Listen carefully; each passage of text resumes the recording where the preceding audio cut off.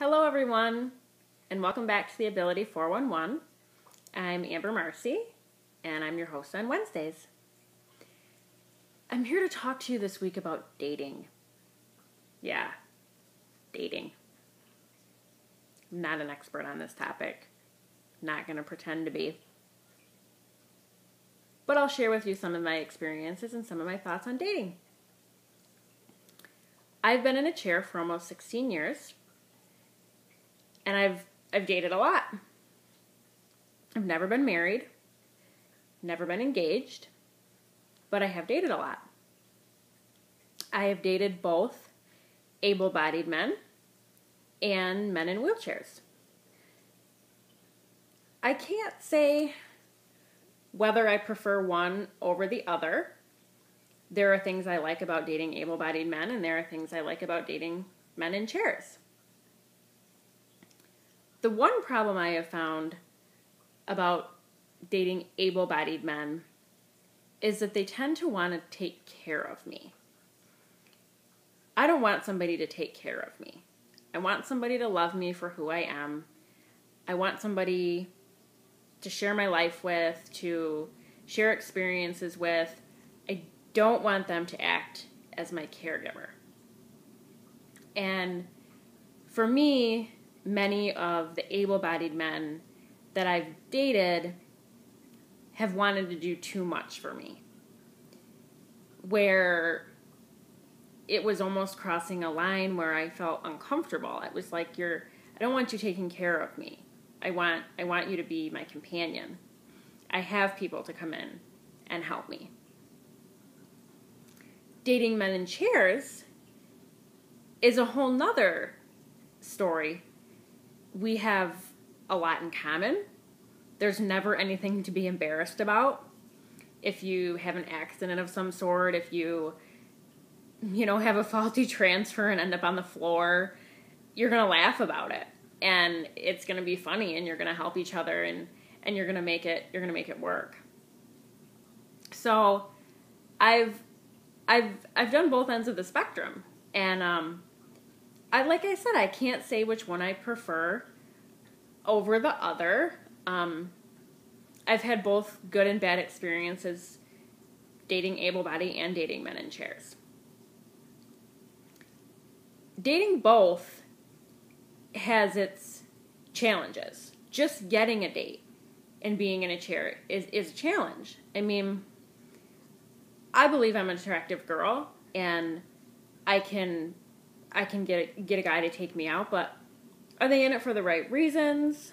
You really have to be careful when dating in a chair. You just never know if people are in it for the right reasons. I'm going to admit, I dated a guy for 2 years. 2 years. I had a diamond ring on my finger, a promise ring, to find out he was married the entire time, and he was telling his wife I was his third shift job. That was a hard pill to swallow. So, my experiences with dating, that's a horrible one. I mean, that's a horrible example, a horrible experience I've had. But then there are other able-bodied men that I've dated that were great to me, and they took me out to dinner, and we went out and in movies and went for walks and got ice cream and just concerts, lots of fun things. But it just was something that never, it wasn't the right fit. We didn't mesh. We were better off just as friends. And I'm okay with that. I'm okay with being single. Yes, would I like to be married or have a partner? I mean, absolutely. Who wouldn't? But it's not something that I get down about or what bother me really, really bad. I mean, I've got a ton of friends that can fill that void. So for me, dating is a challenge. I mean, in a chair, it's, I'm 30 years old, so that's hard on itself. And then you've got the chair. So that is kind of like another strike against you. But some people are attracted to people in chairs, and those people, you know, I mean, sometimes they're genuine and sometimes they're just weirdos. Like Erica said in her video, devotees, I mean, they're out there. And some of them can be genuine and some of them can just be downright nuts. And you really got to be careful. And I feel like even if you're, you know, you met someone through a friend and you're going out on a date, I feel like you still have to be careful because you really don't know that person. And it's difficult. I mean, it's hard. It's something that that's been a struggle for me. And I'm not sure what the plan is for me. I'm not sure if there's a plan that I'll be married someday, and if I'm not, I'm okay with that. You know, I've got my little 3-legged dog and my cats, and we're happy. I'm going to switch gears now a little bit to online dating. My take on online dating. I'm not a fan, personally. I have heard many success stories. You know, I met this person online, we chatted, they came and met me, we fell in love, we're married, we may have children. Not something I would do.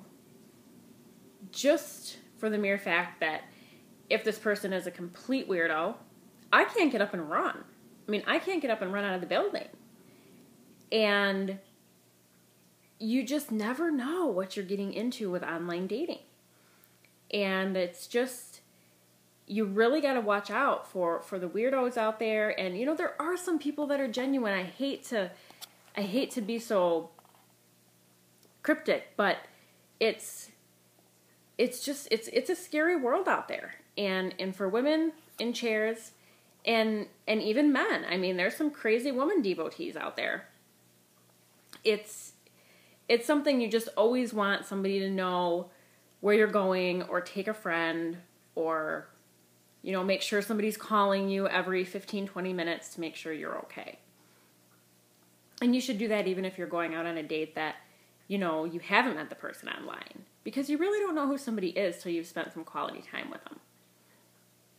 Which, like in my situation, I dated that guy for 2 years and had no idea he was even married. And I'm not a stupid person, and I can't believe I'm even admitting that, because that makes me sound really naive and really stupid.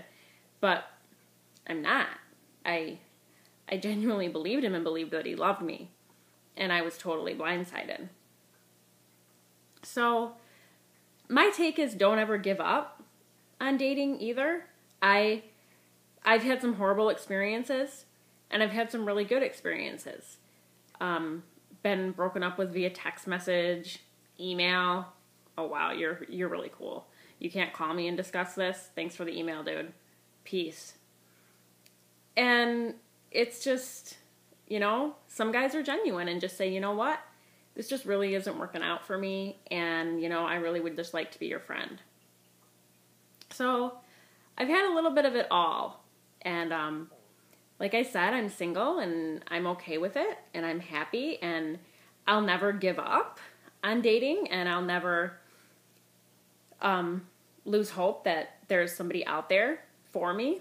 That's just not something I do, is give up. And I don't think that you, as a newly injured spinal cord or somebody that was born with a disability, you know, dating's hard. Dating's hard whether you're walking or in a chair.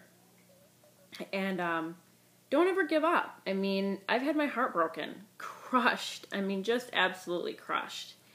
And I'm here to tell you that I got through it, and I'm excited for the next person that comes into my life, and see how that all pans out. And if it works out, great. And if it doesn't, I'll have to find the next one that's the perfect fit. And hopefully there's one out there. And if there's not, then I guess I'm meant to be single. And I'm okay with that.